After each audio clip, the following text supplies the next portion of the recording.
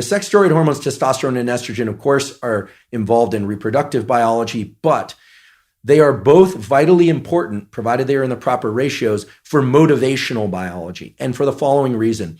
The steroid hormones are so-called lipophilic, and they can cross from the outside of a cell through the cell membrane to actually into the nucleus of a cell and control gene expression.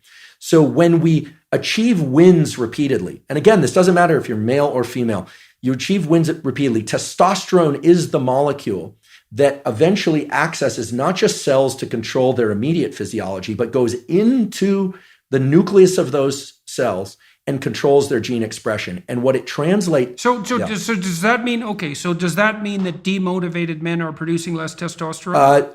We can say that the data show that repeated failures take testosterone levels lower than they would be otherwise. That is not to say that people with low testosterone will always fail. Those with higher testosterone will always win. But just to be clear, because you are correct, but just people sometimes get hitched on this causal part. But indeed, one of the quickest ways to boost someone's testosterone is to have them achieve a win of some sort. Now, the win is translated... Well, one of the things you do in behavior therapy constantly is you help people calibrate the zone of proximal development. So imagine that's Vygotsky's term, right? And so if you're in the zone of proximal development, you're pushing your skill development one increment forward. And it's one that you can actually manage. And so if you see people who are entirely stymied, we're sort of back to the cup of coffee or the coffee cup example, you want to find something they can do locally this week that would constitute at least a micro win. And you just keep, and if you talk to someone, you say, well, why don't you try cleaning up your room? Because it's a complete catastrophic nightmare. It's a good place to start. And this is often the case with people who are really demoralized and whose life is utterly chaotic. And maybe they come back later and say, well, like I had one client, he just had a child, and he didn't want to mess up this child, but he was living at home. He was like 35 years old. He had a child out of wedlock by accident, but he didn't want to be a useless father. And he was very afraid he was going to be. And he had good reason to. Like, he still lived at home. He lived in his high school bedroom, and it was a complete bloody mess. He was living like a 12-year-old, a bad 12-year-old. And so I said, well, when was the last time that your carpet was vacuumed? And he said, well, sometimes my mother does it, but it's probably been months. I said, well, why don't you just bring the vacuum cleaner into the room and just vacuum your carpet. That'll be your task for this week. And I knew that was a bigger task than you might think, because he'd been in that room for like 18 years and it was a mess. And so cleaning it up at all was a big deal. He told me that he dragged that bloody vacuum cleaner into the doorway and left it 45 degrees across the doorway and then stepped over it for the whole week without actually using it. Oh my goodness. Yeah, resistance, that was resistance from a psychoanalytic perspective, because he saw the monster and was paralyzed. And so what we did was we reduced the task. I said, look, you've got some drawers in your bureau. They're probably a mess. Do you have a sock drawer? Yes. It said, clean up one half of the sock drawer this week. That's it. Just organize it. And so you just keep cutting the tasks down week by week until you find the threshold for positive movement forward. And then what's cool about that too is there's a Pareto principle issue associated with it. So if you can find out where the person can start, it isn't linear progress, it's exponential progress forward. And so even if they have to start at a micro level, it doesn't really matter, because they get much better at it very, very rapidly as they accrue successes. Maybe that's because they're learning in the way that you described. Okay, so back to the gene regulation. It increases testosterone, the wins. Yeah, so testosterones are associated wins. Winners tend to be able to win more? There's some, et cetera. But, if we want to bring this into the common world, a few years back when I started doing some public-facing education, I started getting a lot of questions, especially on YouTube, from young males about pornography and masturbation. And this becomes very relevant here. We have to remember that this dopaminergic system is generalizable to many different behaviors, right? Academic pursuits, sports pursuits, relationship pursuits. But fundamentally, it was, again, I wasn't a consultant at the design phase, but fundamentally it's tacked into the adaptive survival behaviors. And every species, including ours, has at least two major motivations, which is to protect its young and to make more of itself, to make more young at some level. People can opt out of that, but one of the absolutely pathologic situations for any animal or human is to be able to access repeated dopamine surges without effort or any pursuit that's self-directed or that's directed, I should say. So for instance, cocaine, a drug which potently increases dopamine, or methamphetamine, which potently increases methamphetamine, but doesn't require any sort of adaptive action pursuit except to acquire the drug and spend money on it. No sacrifice. No sacrifice. So what ends up happening is the circuit that gets rewarded is only the drug-seeking behavior, and no other behavior will give the kind of potent dopamine release that cocaine or methamphetamine will, which is why they are so pernicious.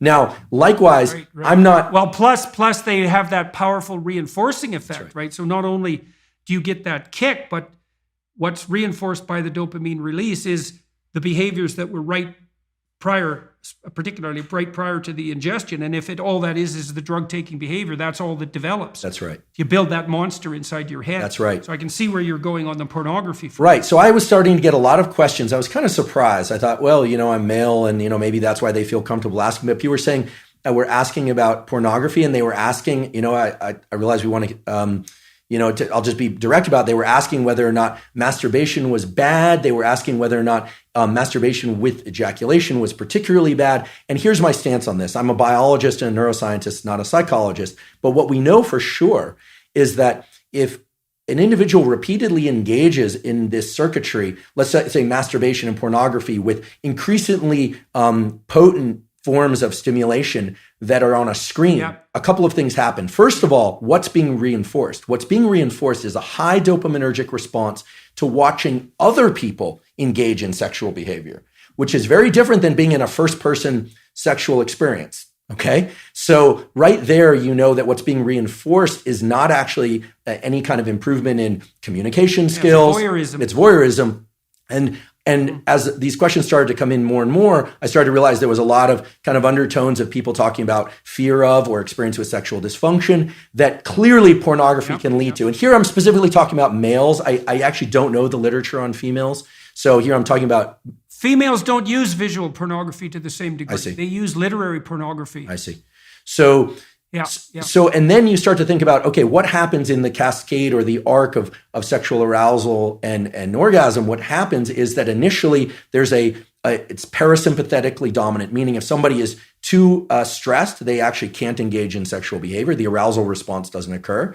Erection is blunted, but the actual orgasm response and ejaculation is strongly associated with the so-called sympathetic nervous system, which has nothing to do with sympathy. It has everything to do with, it's a kind of a stress response. And then it reverses to a parasympathetic response.